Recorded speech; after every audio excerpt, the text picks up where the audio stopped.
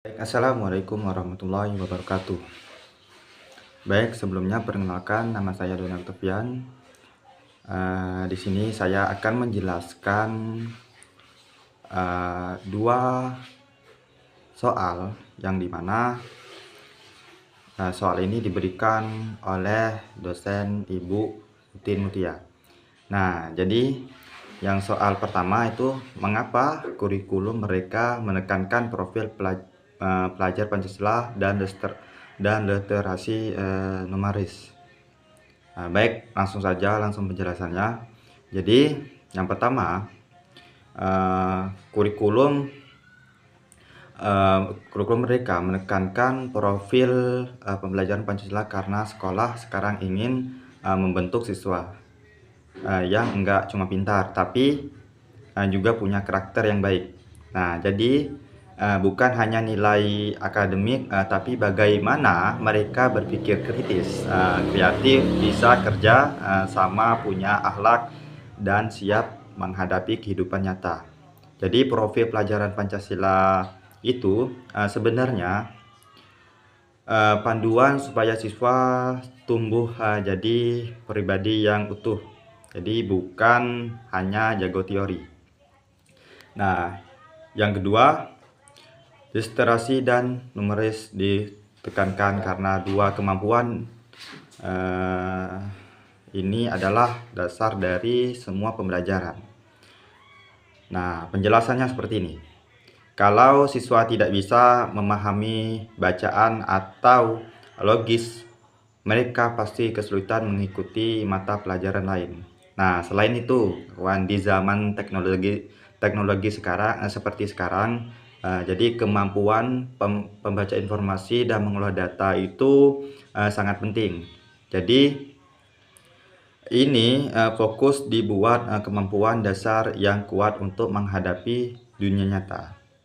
Nah, baik, langsung pertanyaan keduanya itu tema sustainability, isu peniruan kuantitas dan kualitas PAI dalam pembelajaran pendidikan agama Islam.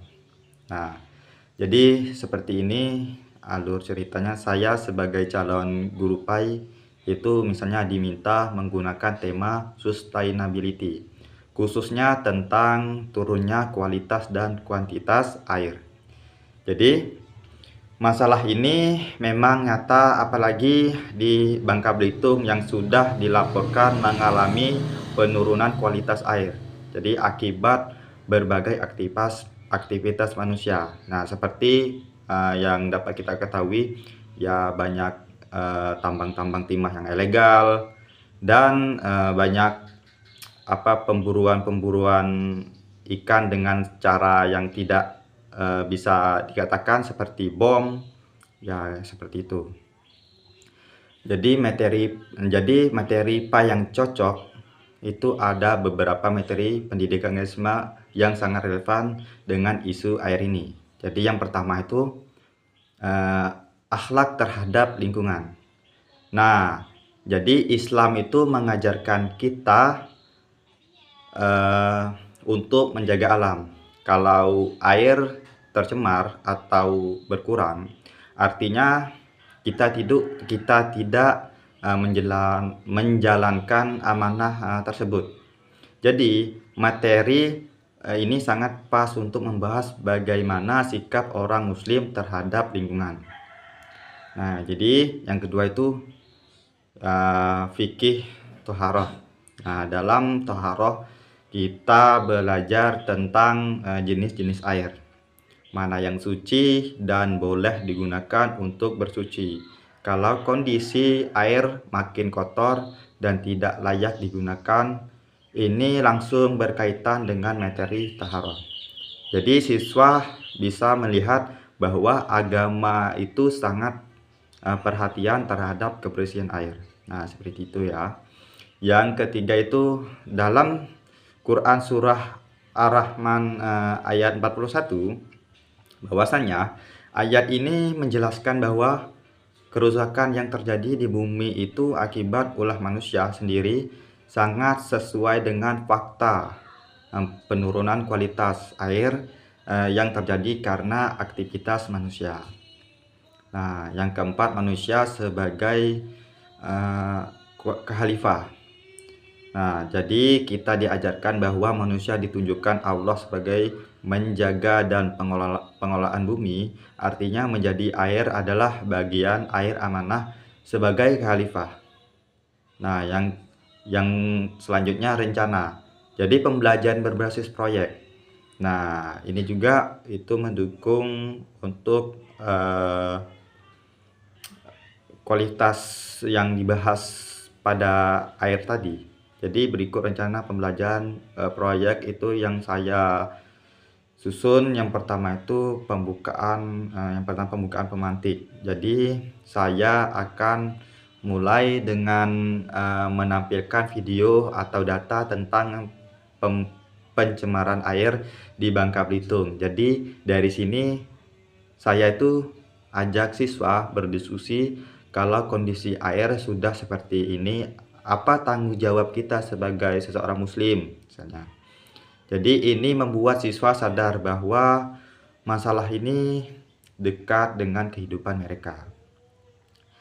Jadi yang selanjutnya itu menghubungkan dengan materi pendidikan agama Islam tentunya. Jadi setelah itu saya masuk ke materi ayat dan hadis tentang larangan merusak alam. Nah, jadi penjelasannya seperti ini. Air suci dalam taharah. Pemeran manusia sebagai penjaga bumi. Di tahap ini siswa mulai paham bahwa agama ternyata punya aturan dan pandangan lengkap soal menjaga air. Yang selanjutnya observasi atau mini riset. Nah, jadi siswa saya bagi menjadi beberapa kelompok nih. Lalu mereka saya minta melakukan kegiatan seperti mengamati sumber air di sekolah atau rumah, mewawancarai penjaga sekolah atau warga sekitar, seperti itu, mengambil dokumentasi berupa foto atau video, mencatat apa saja yang mereka temukan. Jadi kegiatan ini membuat siswa benar-benar terjun melihat masalahnya, itu. Jadi pembuatan proyek. Setiap kelompok bebas memilih proyek yang yang mau mereka buat. Nah, contohnya seperti ini. Jadi yang misalnya poster kampanye, misalnya ditulis kayak jaga air bersih. Nah, seperti itu. Kayak bisa juga dibuat seperti video pendek tentang akibat pencemaran air. Dan selanjutnya infografis, jadi hubungan ayat Quran dengan isu pencemaran air. Jadi alat sederhana untuk menyaring air, aksi nyata hemat air di sekolah seperti sekitar pengingin di wastafel. Yang penting proyek mereka itu harus menunjukkan nilai Islam dan solusi nyata. Baik, yang selanjutnya langsung aja kesimpulannya aja. Jadi melalui proyek ini siswa bukan hanya belajar teori saja, jadi teori agama saja, tetapi juga belajar memperkaitkan langsung dalam kehidupan sehari-hari mereka.